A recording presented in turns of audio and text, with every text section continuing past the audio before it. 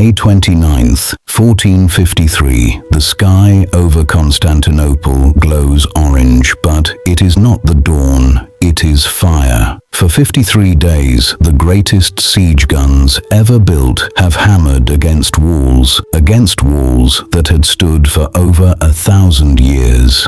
Now, in the final hours before sunrise, tens of thousands of soldiers surge forward through smoke and screaming. Inside the crumbling defenses, a Roman emperor named Constantine XI tears off his imperial regalia. He knows there will be no rescue, no miracle. He draws his sword, turns to face the storm of steel, and vanishes into the chaos, never to be seen again. By morning, the last emperor of Rome is dead. A city that had survived 1,000 years of sieges has fallen in less than 2 months. The world will never be the same, but to understand how the world reached this moment, how a small band of frontier warriors could one day topple the heirs of Rome itself, we have to go back to where it all began. Rewind 200 years. Anatolia, at the close of the 13th century, is not a land of empires, it is a land of ruins. The once mighty Seljuk Turks, who had ruled much of this region for generations, are collapsing under pressure from a force no army can defeat. The Mongols. Their cities burn, their authority crumbles.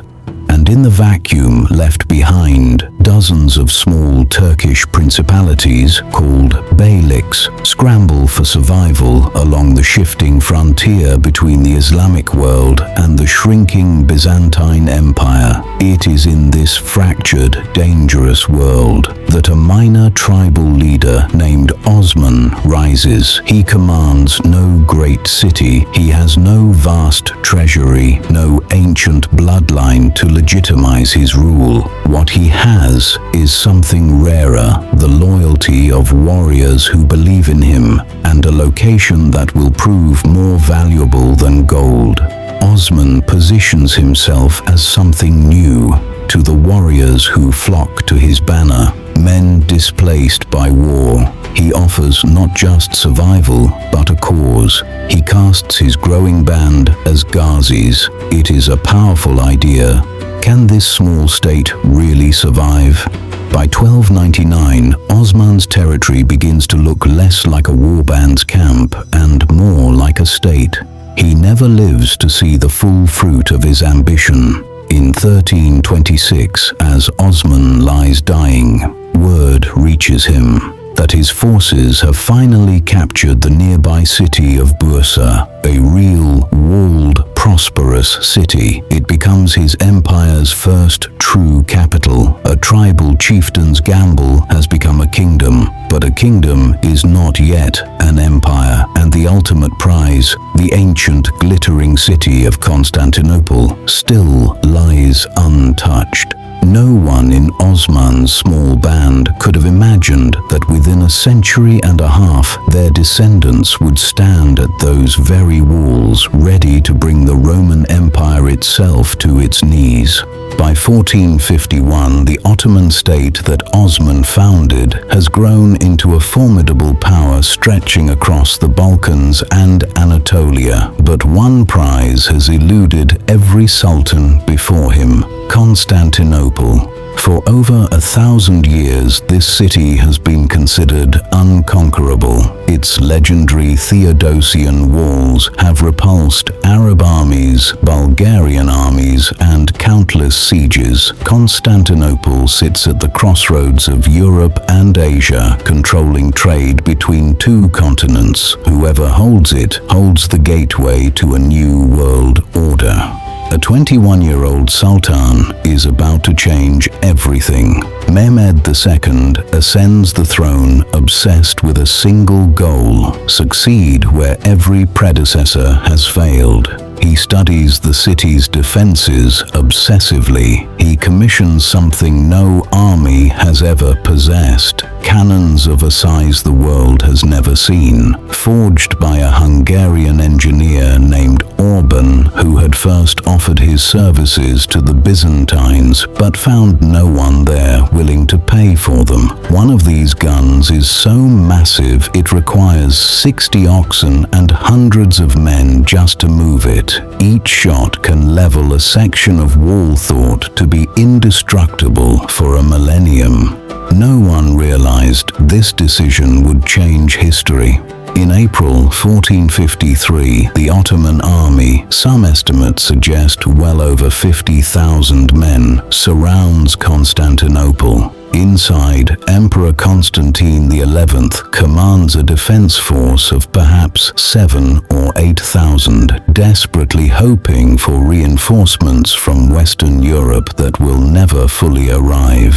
Day after day, the great cannons roar. Day after day, the walls crack and crumble, only to be patched overnight by exhausted defenders working through darkness. Can the city actually fall? Then Mehmed does something no one expects. The Byzantines have blocked the Golden Horn, the narrow waterway beside the city, with a massive chain preventing Ottoman ships from attacking from that vulnerable side. So Mehmed orders his engineers to grease a path of logs overland, and in a single night his fleet is dragged across dry land and lowered into the horn behind the chain. The defenders wake to find enemy ships inside the harbor. It is a psychological blow as devastating as any cannon. On the night of May 28th, the final assault begins. Wave after wave of soldiers throw themselves at the shattered walls.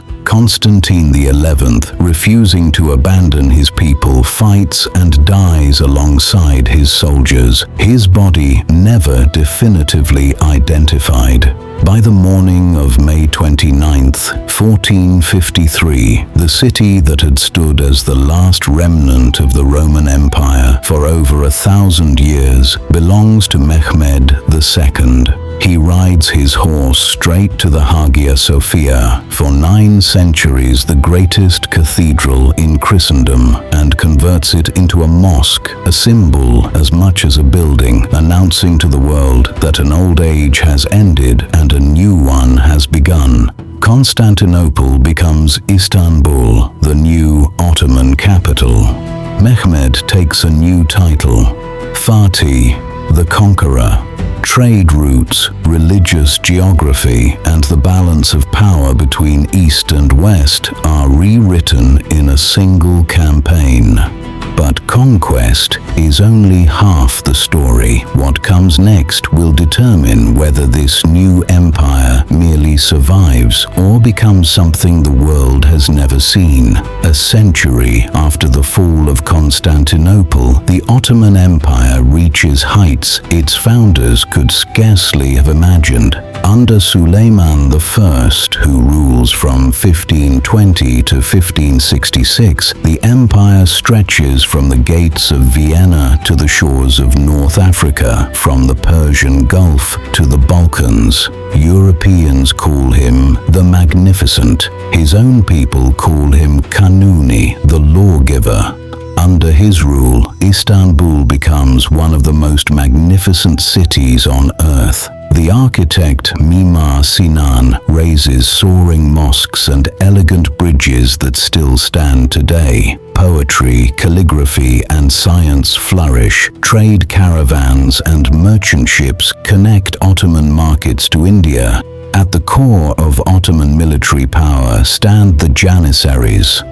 For a moment, it seems as though nothing can stop this empire. Yet the empire's greatest enemy wasn't outside its borders. Even as Suleiman's armies push deeper into Europe, quiet fractures are forming beneath the surface. The very system that once made the empire strong begins working against it. The Janissaries, once purely loyal soldiers, grow into a powerful political class, increasingly increasingly resistant to reform and increasingly willing to depose sultans who threaten their privileges.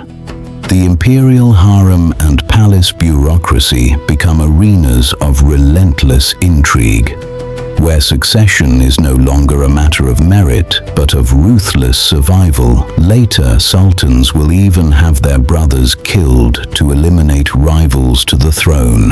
Meanwhile, far to the west, a different kind of revolution is unfolding, one with no armies at all. European powers begin funding voyages around Africa and across the Atlantic, opening new trade routes that bypass Ottoman-controlled land routes entirely. The empire that once controlled the crossroads of world trade slowly finds itself sidelined by ships it does not own, sailing routes it does not control.